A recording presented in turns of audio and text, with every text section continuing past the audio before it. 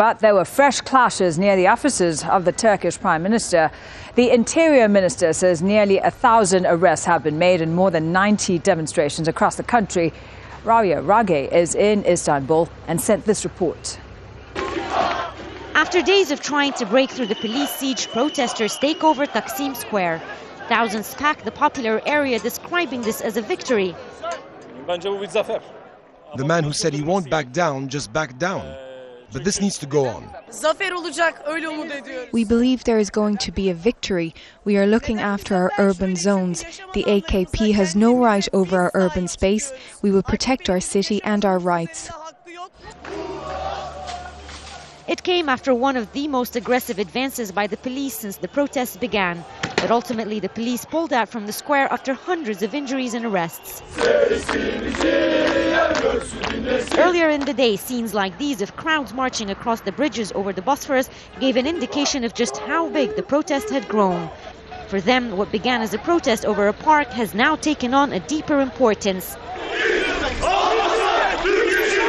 Now they're demanding the fall of the government. Prime Minister Recep Tayyip Erdogan says he has no plan to back down. He did acknowledge what protesters and rights groups have criticized as a heavy-handed approach. It's true that the police force has made a mistake in using tear gas. I have ordered the Interior Ministry to investigate this. Using the gas was excessive. But there are concerns the government has restricted Turkish media from reporting on the protests. Many protesters chanted against the local media, describing them as sellouts. Protests spread to many places across the country, including the capital Ankara. This is what happened near the Turkish parliament.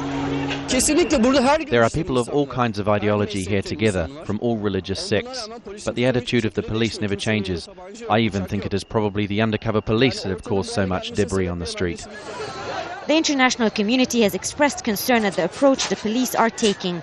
As calm returned to the square, the government may have gotten the message. Protesters are telling us they now have 3 specific demands. The government must stop the urban development project in Taksim Square. They're insisting on an apology from the police for the way they behaved here. And they're insisting that Prime Minister Erdogan and his government must step down. Rabia Rage, Al Jazeera, Istanbul.